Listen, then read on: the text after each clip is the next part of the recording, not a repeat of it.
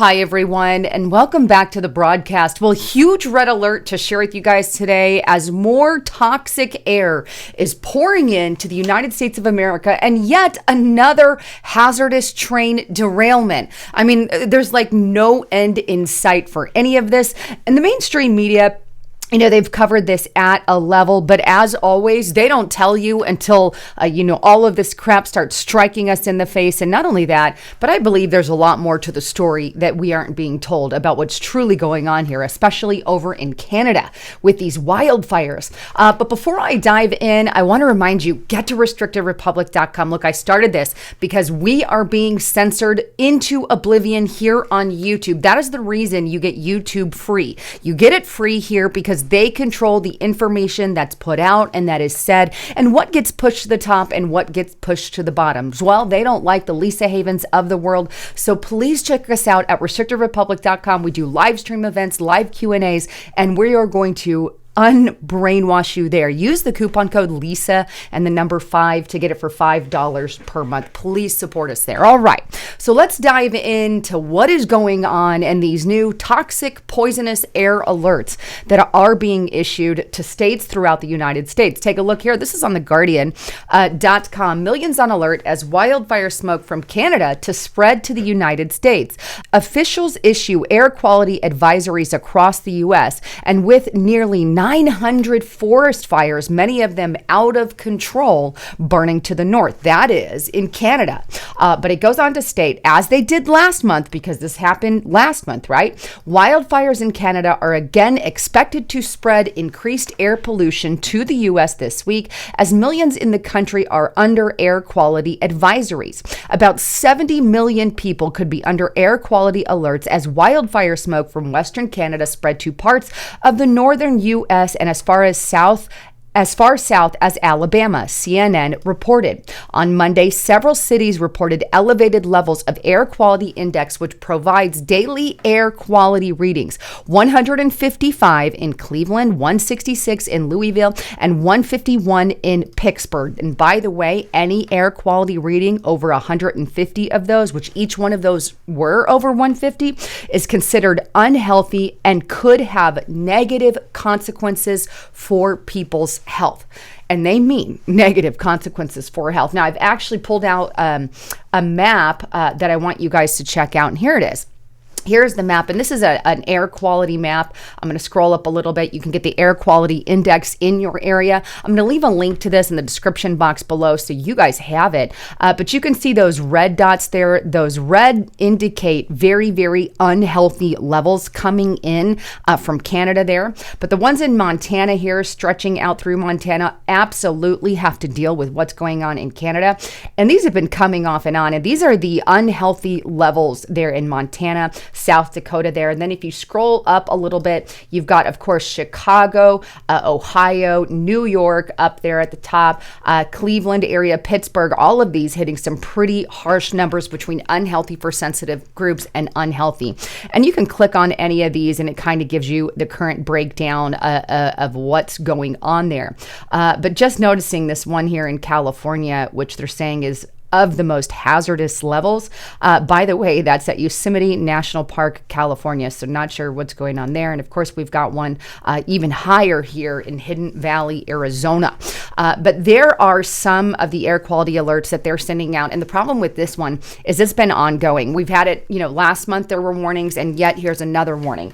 My question therein lies, has this happened before? Do we always? Yes, we have fires, in Canada. We have fires here in Arizona, but I've not seen it this continuous and at this level ever before, which sparks me to ask the question, what more is going on? Why are these dragging out so long? Is there more to the story that they're not telling us? And as usual with the United States government, I wholeheartedly believe that there is more going on. But right now, we have to fix and take care of these levels here in the United States of America. But I think there's questionable things that need to be questioned.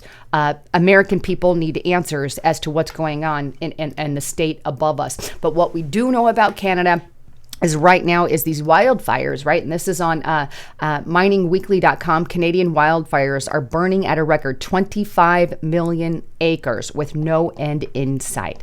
That is huge. That is about the size, right, These wildfires that have scorched the area are about the size of Iceland. It seems like something else is yet again going on. And speaking of something else, there's something else you need to be aware of that's happening right now in Pennsylvania. There is yet again another train derailment with toxic substances on board, right? Take a look.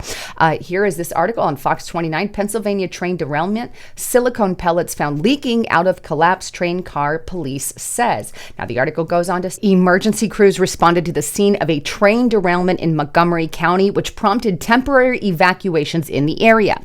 According to authorities, 16 cars on a CSX train derailed in the area of Stenton Avenue, Flowertown Road, and Joshua Road in White Marsh Township early morning on Monday. It goes on, while on scene, the crews did learn that the cars were carrying different chemical materials or hazardous materials, including urea, tetrafluoroethylene, polyethylene, or silicone pellets and trash.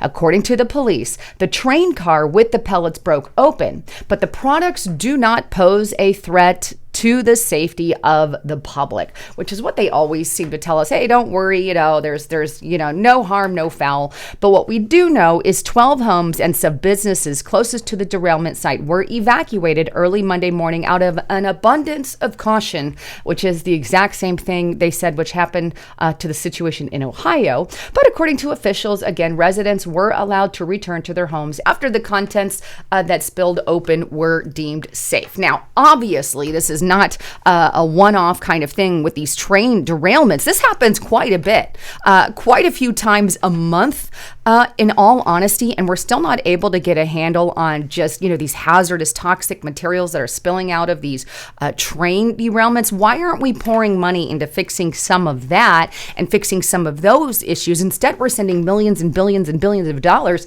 to other countries, including Ukraine and the war.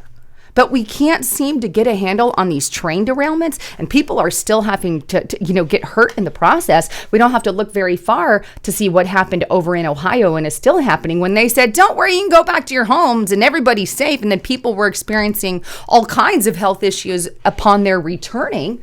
They're never honest with us, and I don't trust them with a 9-foot pole. But the thing is, that's why I wanted to bring this attention, not so much because this one's scary, it's not as bad as some of the other ones that I've seen, but not good nonetheless.